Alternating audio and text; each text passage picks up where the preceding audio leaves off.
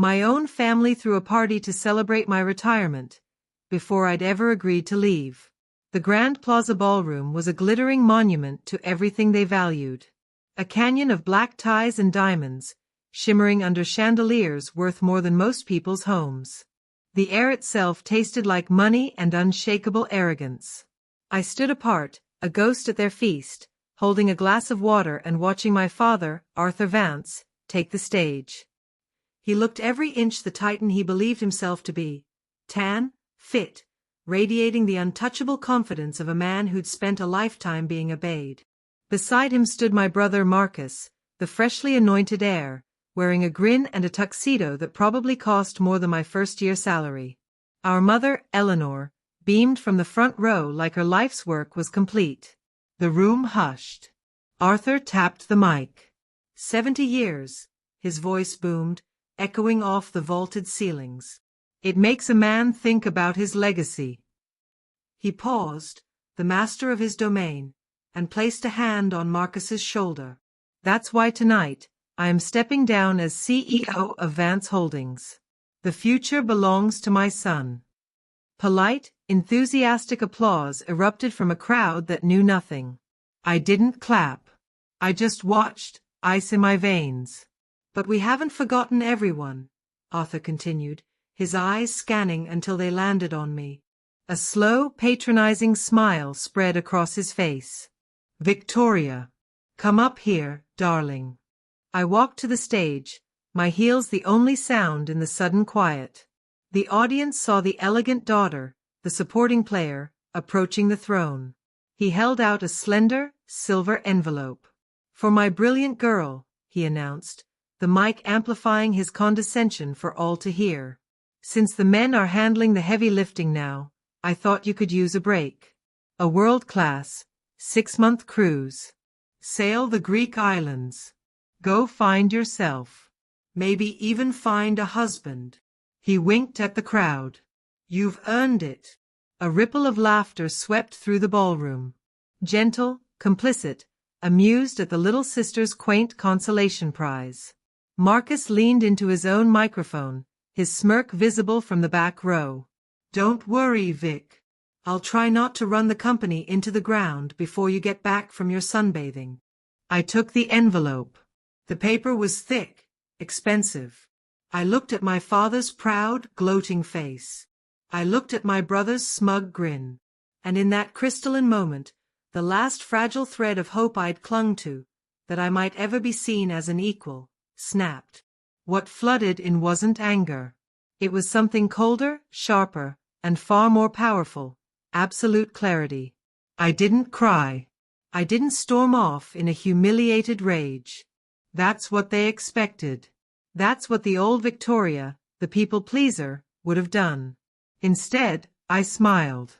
It was a smile that didn't touch my eyes. A smile made of polished steel. Thank you, Father, I said, my voice steady and clear in the sound system. That's incredibly thoughtful. And it just so happens, I have a gift for you, too.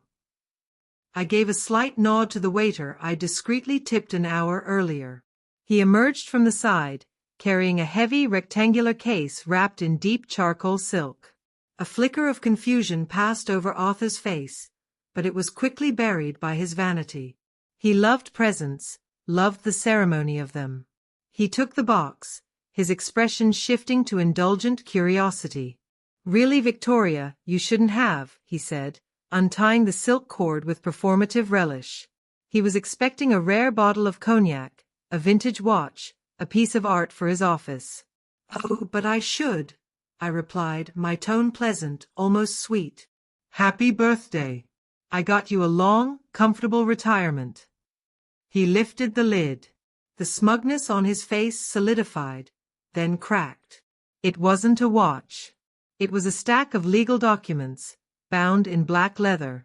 Resting on top was a single sheet of paper with the stark letterhead of the most feared corporate law firm in the country. The room's chatter died mid-sentence. The silence was so profound you could hear the distant clink of a glass in the kitchen. Arthur picked up the top page, his hands beginning a faint, betraying tremor. What is this? He whispered, the microphone hoisting his uncertainty to the rafters. I took a single step closer, leaning in so only he and Marcus could fully see the glacial resolve in my eyes. That, I said, my voice dropping to a tone meant just for them, is formal notice. As of 9 o'clock this morning, I control 53% of the voting shares in Vance Holdings. I let that hang for a beat, watching the blood drain from Marcus's face. And the document underneath it? That's a summons. There's an emergency board meeting tomorrow at 8 a.m. Your attendance, I added, is not optional. Marcus made a sound, a choked, disbelieving gurgle of a laugh. You're out of your mind. You can't buy a company with a cruise ticket, Vicky.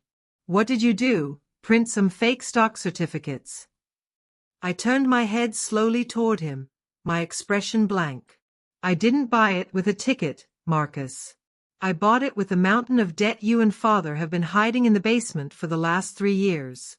I own the delinquent bank loans. I own the unpaid vendor liens. I shifted my gaze back to Arthur, whose face was now a dangerous shade of puce. And as of today, I own you. The case slipped from Arthur's grasp. It hit the stage with a dull thud, the contents spilling out, white pages scattering across the dark marble like a blizzard of evidence. The gathered investors, socialites, and sycophants began to murmur, the reality dawning. This was not a skit. This was an execution. You ungrateful little, Arthur spat, his composure shattering, his finger jabbing toward me. I didn't let him finish. Careful, Dad, I interjected softly, almost kindly. Stress is terrible for the heart, especially at your age. Enjoy the rest of your party. I paused, ensuring my next words carried. It's the last one the company will ever pay for. I turned on my heel. I didn't look back. I walked straight down the center of that ballroom, through a sea of stunned faces and hurried whispers, past my weeping mother, and out the grand double doors into the cool, liberating night air.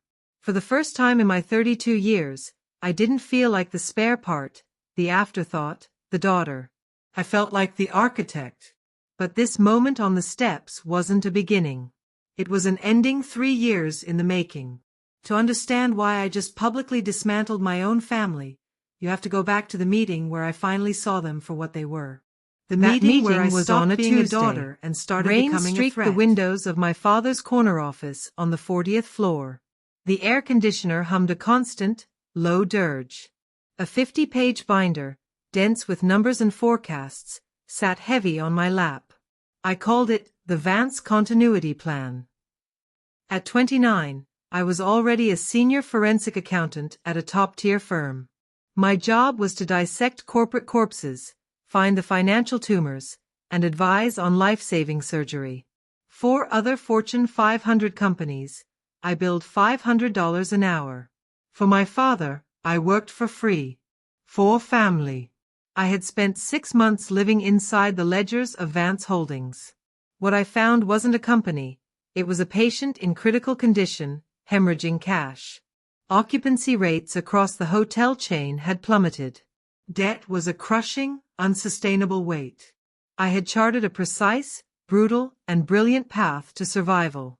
I'd identified $2.7 million in recoverable tax overpayments. I'd engineered a debt restructuring deal with a private equity firm that would give us breathing room, salvaging the flagship properties. It was a lifeline. It was the only line. Arthur sat behind his vast mahogany desk, scrolling through his phone. Marcus was in the corner, casually bouncing a stress ball against the wall. Thump, thump, thump. I finished my presentation, my voice steady despite the tension coiling in my stomach. Father, if we don't initiate this plan by the 3rd quarter, the consortium of banks will call their loans. We will lose the Grand Plaza. We will lose the coastal resorts. It will be a chain reaction. This, I said, tapping the binder, prevents that. Arthur didn't look up from his phone. He didn't open the binder. After a long moment, he slid it back across the desk toward me, as if it were a piece of junk mail. You worry too much, Victoria, he said, finally granting me a glance accompanied by that indulgent plastic smile, the one he used on waiters and naive junior associates. You're an accountant. You see decimals.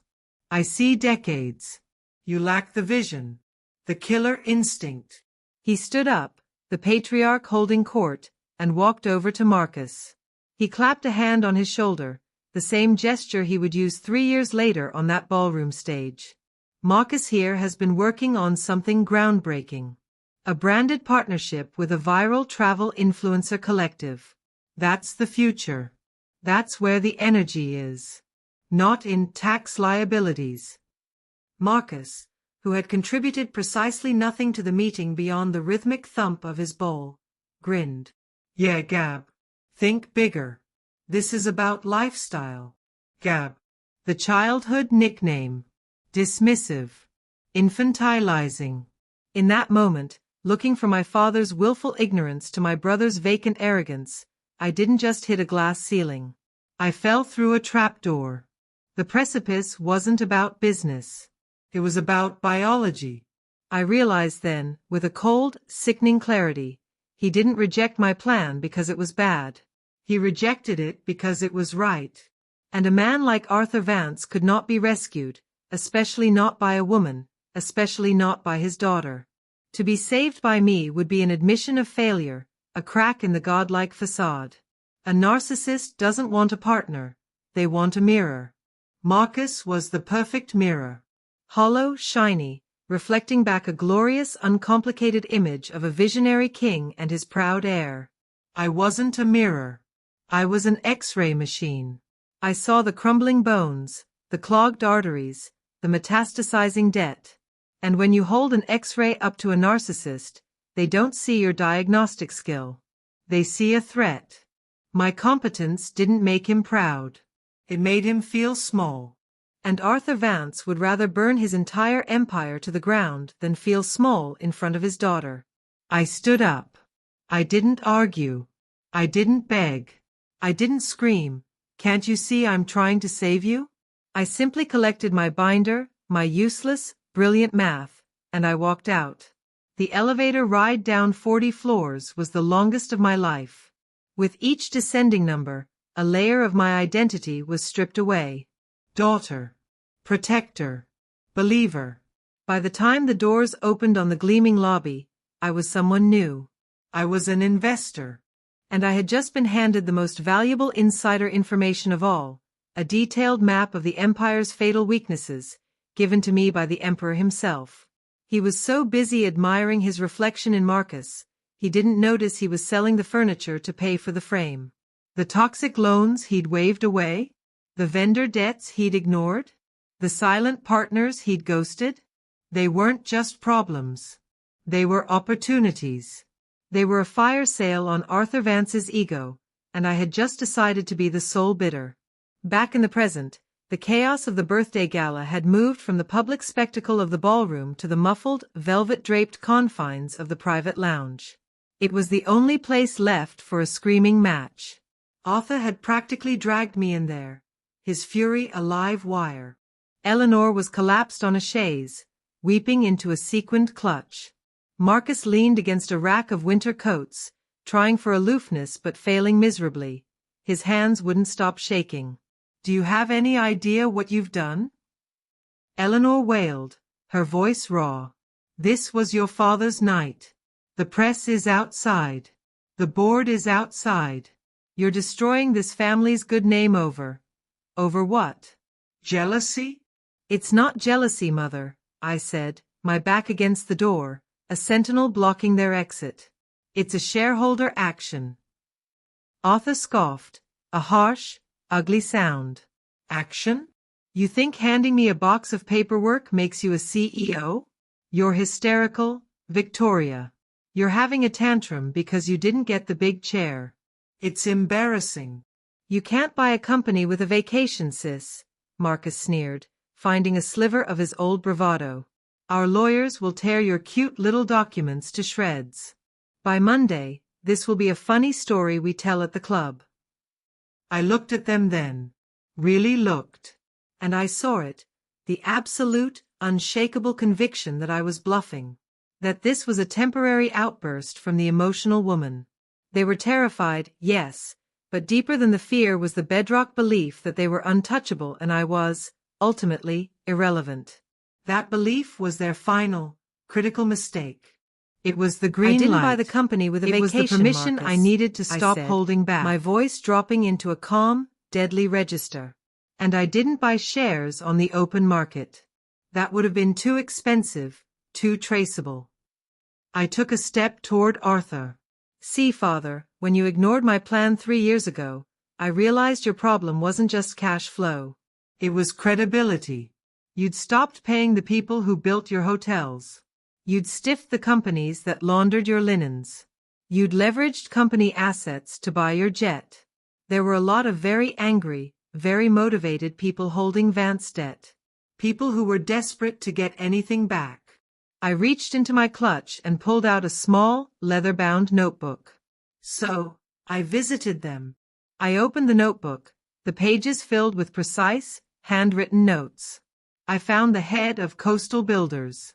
You owe them $2.3 million for the San Diego renovation. He hasn't seen a payment in 18 months. I turned a page. I had coffee with the owner of Lux Textiles. You haven't paid their invoice in 8 months. They're a family business, Father. They're about to lose their factory. Another page. Then there were the silent partners from the Miami deal. The ones you promised a 20% return and then stopped returning calls to. They felt betrayed.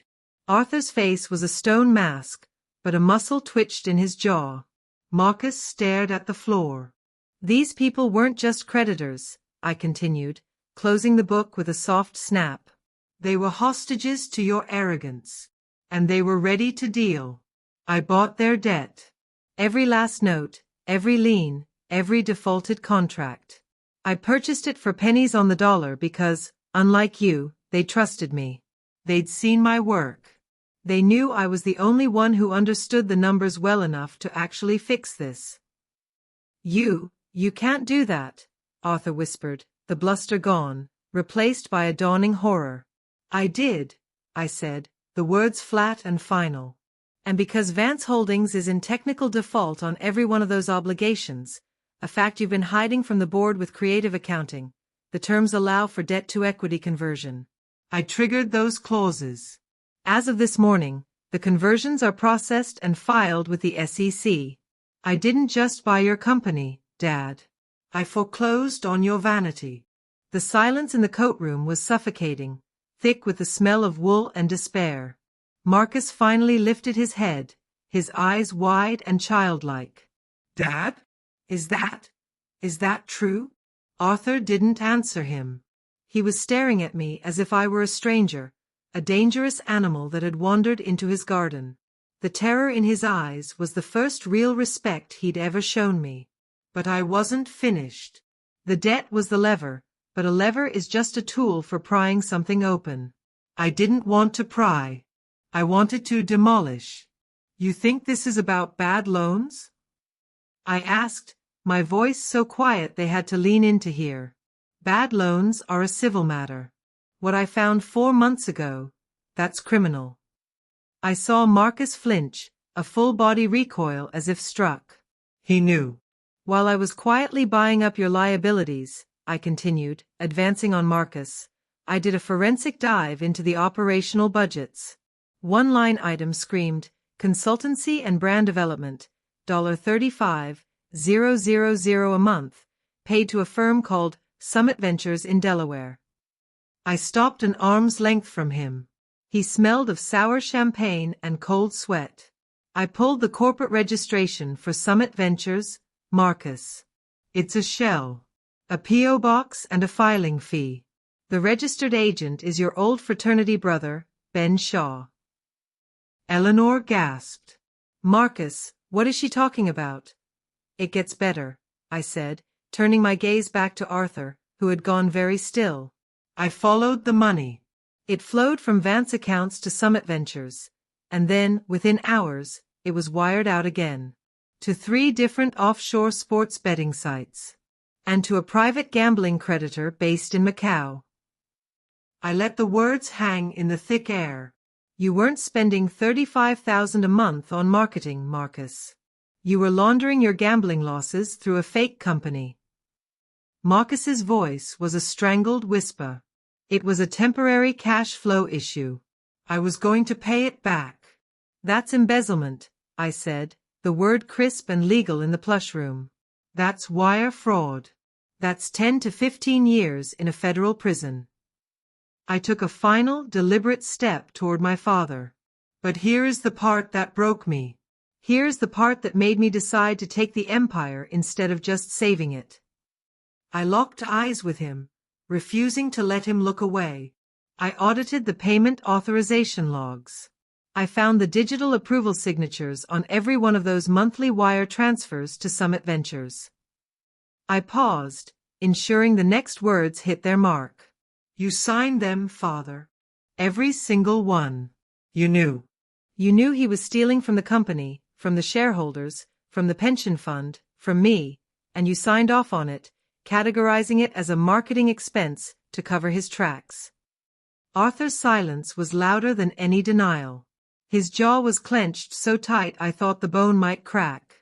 He didn't refute it. He couldn't. The evidence was a chain around his neck. You protected the thief because he was your son, I said, the disgust I'd buried for years finally saturating my voice. And you exiled the accountant because she was your daughter. That was your fatal error. Because now, I don't just have the debt. I have the full forensic audit. I have the bank records. I have the betting slips Ben Shaw forwarded when he got scared. I have proof of conspiracy to commit wire fraud. I reached into my purse and pulled out a single silver USB drive. I held it up between my thumb and forefinger. It caught the low light, gleaming like a scalpel. This drive contains the entire case file, I said. By 8 a.m. tomorrow, it will be in the hands of the Securities and Exchange Commission and the Federal Bureau of Investigation. Unless, between now and then, you do exactly what I say. You wouldn't, Eleanor breathed, her face a mask of tear-stained horror. He's your brother. He's your father. You wouldn't send them to prison. I looked at her, this woman who had always chosen the comfort of the gilded cage over the freedom of truth. Try me, I said, the words devoid of all warmth. I've spent 3 years as a ghost in this family. You have no idea what I'm capable of. I turned and opened the door to the lounge, the sounds of the dying party washing in. I left them there, amidst the coats and the crushing weight of their own ruin. The next move was theirs, but the board was already set. The game was already over. They just didn't know how to resign. The Vance Holdings boardroom at 8 a.m. was a tomb. The long, obsidian-finished table reflected the gray Chicago dawn like still water. 7 men, directors who had golfed with my father for 30 years, sat in a silence thick with apprehension. They had received my emergency digital packet at midnight. They knew a tremor had hit the foundation, but they didn't yet know the empire had already fallen. I sat at the head of the table. Not in my old observer's seat along the wall. In the high-backed leather chair that had been Arthur's throne. It was colder than I expected. At precisely 8 o'clock, the double doors swung open. Arthur walked in. He had clearly tried to assemble his armor, a fresh, navy Brioni suit, hair perfectly styled. But the effort was visible, a desperate pantomime of control. Marcus shuffled in behind him, pale and shrunken, looking like he hadn't slept. Gentlemen, Arthur began, forcing a baritone heartiness that rang hollow in the sterile room. My apologies for this irregular summons. It seems my daughter has developed some rather dramatic notions about corporate governance. Sit down, Arthur. I didn't raise my voice. I didn't need to. The tone was one of simple, indisputable command. The room's energy shifted instantly, snapping toward me. Arthur froze mid-stride, his performance crumbling. After a visible internal struggle, he took a seat at the far end of the table, as far from me as possible. Marcus collapsed into the chair beside him. The eldest director, Charles Walsh, cleared his throat. His eyes, sharp and unsentimental, moved from Arthur to me. Arthur. Victoria's documentation outlines a significant and troubling transfer of voting control. It also references severe financial misconduct. We require an explanation. Arthur opened his mouth, but I was already speaking. The explanation is on the screen, Mr. Walsh. I tapped a key on my laptop. The massive screen behind me lit up. It did not show a polished slide deck. It displayed a scanned ledger, rows and rows of transactions. Highlighted in yellow were the monthly $35,000 outflows to Summit Ventures. An arrow connected them to scanned deposit slips from Macau Horizon Holdings and login records from offshore betting sites. And at the bottom of each authorization log, clear as day, was the digital signature, A. Vance. A collective intake of breath hissed around the table. This, I said, standing slowly, is evidence of systematic embezzlement and wire fraud, totaling $1.8 million over 36 months. The funds were stolen by Marcus Vance, Vice President of Global Strategy. The thefts were knowingly authorized and concealed by Arthur Vance, Chief Executive Officer. The room erupted. My God, Arthur! Is this authentic? You signed off on this? I let the outrage boil for a 10 count before speaking again. The room quieted, awaiting the verdict. Through the lawful conversion of distressed corporate debt, I now hold 53% of the voting shares in this company. I am the controlling shareholder. My first motion is for the immediate termination, for cause, of Arthur Vance and Marcus Vance. All privileges, access, and authority are revoked, effective this moment. You can't do this, Marcus shrieked, leaping to his feet, his chair screeching backwards. Dad, tell them. Tell them it's a lie. Arthur didn't look at him. He was staring at the damning evidence on the screen, at the irrevocable proof of his own complicity. He looked at the faces of the men around the table, not friends now, but furious shareholders staring at a catastrophic breach of fiduciary duty. The fight drained from him visibly, shoulders slumping, the facade collapsing into the reality of ruin. I have a proposal for the board's consideration, I said, my gaze fixed on my father. Option A. Terminations for cause are ratified. I immediately provide this complete file, along with sworn affidavits, to the federal authorities currently waiting in the lobby. Arthur and Marcus leave this building in custody. The Vance name becomes headline news for all the worst reasons. I saw Arthur flinch, a full-body wince. Option B, I continued, cool and procedural. They both submit irrevocable resignations, citing personal health reasons. They voluntarily surrender all remaining equity, stock options, and deferred compensation to the corporate treasury to offset the embezzled funds. They sign comprehensive, lifetime non-disclosure and non-disparagement agreements. They walk out of here today with nothing but the clothes they are wearing. No charges are filed. The silence was absolute. It was the sound of an era ending. Please. The word was a dry rasp from Arthur's throat. He wasn't addressing the board. He was looking at me, his eyes pleading. Victoria, think of the family. Think of your mother. The scandal. I looked at the man who had handed me a cruise ticket while gifting a kingdom to a thief. I looked at the man who, for 3 decades, had seen me as a supporting character in his own glorious story. There was no hatred left. Just a vast, empty certainty. The family, as you built it, is already over, Father, I said, my voice quiet but carrying to every corner of the still room. This isn't a scandal. It's an autopsy. And I'm just signing the death certificate. I closed my laptop. The final, definitive click echoed like a gavel. Arthur Vance picked up the pen placed before him.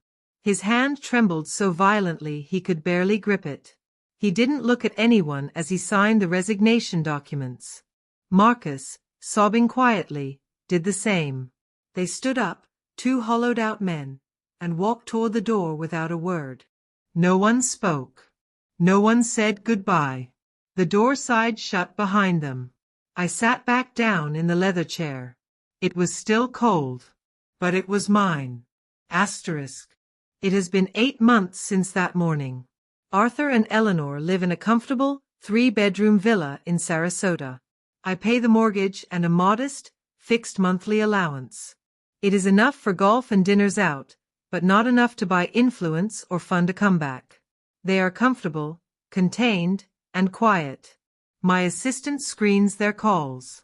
Marcus completed a 90-day program at a discreet rehabilitation clinic in Arizona. I paid for it. Not from compassion, but from strategy, a legally sound, publicly palatable way to remove him from the chessboard. He signed over his remaining non-voting shares as part of a settlement that keeps him out of court. He emails me sometimes. I have a rule set up to archive them unread. I am standing now on the terrace of the Grand Plaza penthouse, the city a sprawling galaxy of light below my feet. This view was Arthur's sanctuary, his proof of conquest. Now, the night air tastes like silence. Now, the night air tastes like silence. A deep, immense, and profoundly costly silence. This is the truth no one tells you about winning. When you cut out the poison, you also cut out the nerve. You sever your own history. There are no more shared birthdays, no fraught holidays, no one left who remembers you in pigtails. You become a sovereign of your own empty castle. Some nights, the quiet is so heavy it presses on your eardrums. I stare at my silent phone and feel the phantom ache of a family that never truly was. I wonder if I was too cruel.